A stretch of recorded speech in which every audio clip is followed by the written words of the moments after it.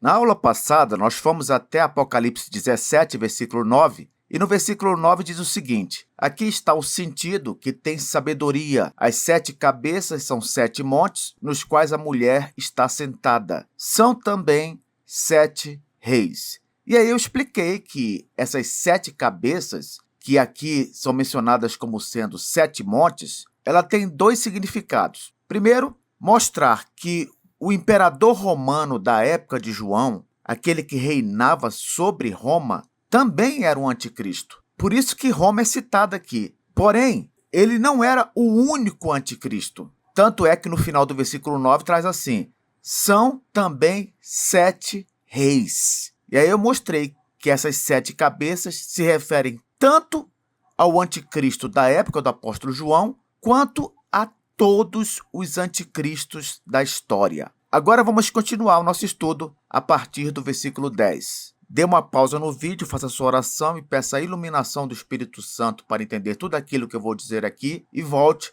para seguirmos com o estudo. Se você gosta de assistir aos vídeos do canal, por favor, inscreva-se, comente, compartilhe e deixe o seu gostei. Vamos lá, versículo 10 diz: dos quais caíram 5. Dos quais quem? No versículo 9, acabamos de ver que ele terminou dizendo que as 7 cabeças são também 7 reis. E eu disse que esses 7 reis, o número 7 se refere à completude, então 7 reis se refere a todos os anticristos da história. Pois bem, de todos esses anticristos da história, o versículo 10 diz que dos quais caíram 5. Um existe e o outro ainda não chegou. E, quando chegar, tem de durar pouco. Vamos com cuidado aqui na numerologia para não interpretarmos errado. O 7, como eu digo repetidamente, aponta para totalidade, completude. Ok. Então, as 7 cabeças são todos os líderes políticos que perseguem a igreja. Todos. Agora, aqui neste versículo 10, esse número 7 é dividido em 3 partes. Diz aqui que dos 7 caíram 5, primeira parte. Um existe, segunda parte. E o outro ainda não chegou. Então, temos que, de todos os anticristos que existiram, que existem e que ainda vão existir, nós podemos dividir esse grupo todo em 3 partes na época do apóstolo João. A primeira parte, os 5 que já caíram. Segunda parte, aquele que existe. E a terceira parte, o que ainda não chegou. Professor, qual o significado disso?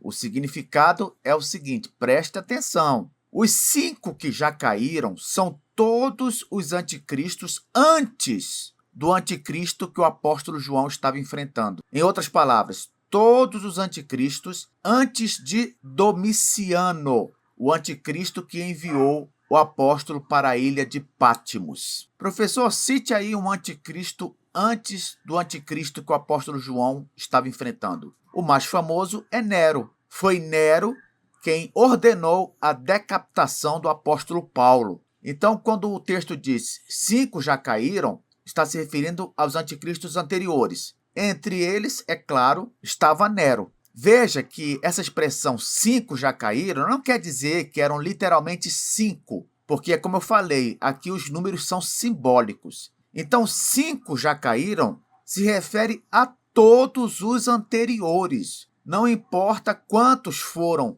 literalmente. 5 já caíram, são todos os anteriores. Vamos para a segunda parte do versículo. Um existe. Esse que existe é o anticristo que está perseguindo João. É o próprio Domiciano. Por isso que fala, um existe. Ele existia na época em que o Apocalipse foi escrito. E por fim é citado que outro ainda não chegou. Esse outro que ainda não chegou é, obviamente, o anticristo final, aquele que só vai surgir no fim dos tempos. Mas o bom é que o versículo diz que esse tem de durar pouco, o que nos revela que o governo do anticristo final não será tão longo quanto os governos dos anticristos anteriores. Tem muita gente que tem dúvida com respeito a isso. Quanto tempo o anticristo final vai reinar? Não sabemos. mas o que podemos dizer é que não será um governo longo. De acordo com a profecia, aqui em Apocalipse 17, versículo 10, tem de durar pouco. Versículo 11 agora. E a besta, que era e não é, também é ele, o oitavo rei, e procede dos 7, e caminha para a destruição. Agora, não perca o fio da meada. Continue comigo. Aqui continua falando do anticristo final, que foi o último citado. Pois é aquele que, quando chegar, terá que durar pouco, não é isso? Pois bem, aqui continua falando dele. Diz assim: e a besta, no caso, o anticristo final, que era e não é, porque isso eu já expliquei. Era e não é uma característica de todo o anticristo, porque ele está e não está. Ele cai e se levanta. Lembra? Então, a besta, o anticristo final, aquele que era e não é, também é ele. Aqui está falando que o anticristo final também é ele. Ele quem? O oitavo rei. E procede dos 7 e caminha para a destruição. Eu posso falar para você que, sem dúvida nenhuma, este é o versículo de mais difícil interpretação de Apocalipse 17. Por quê? Porque dá a entender que o anticristo final, ele não faz parte daqueles 7. Mas eu já disse que o 7 significa completude, totalidade. Então, como é que ele não faz parte da totalidade e agora é o oitavo rei? Como é que é isso? Eu vou explicar. Ele faz parte dos 7 e o versículo 11 confirma isso porque diz, e procede dos 7. Ele faz parte.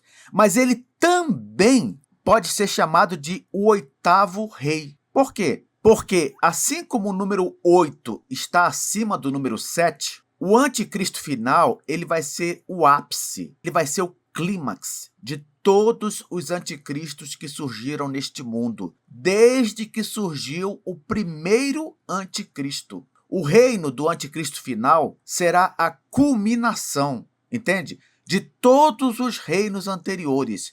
Ele trará consigo a manifestação final do mal neste mundo. Então, não é que ele faz parte dos 7 ou ele faz parte do número 8. Não, ele é as duas coisas. Ele faz parte da totalidade dos anticristos, mas também é o maior de todos os anticristos. Por isso que diz que ele é o número 8. O problema é que a maioria dos intérpretes entende assim. Se ele é o número 8, então ele não faz parte das 7 cabeças, ele não faz parte daquele grupo dos 7. Não. Essa interpretação está errada.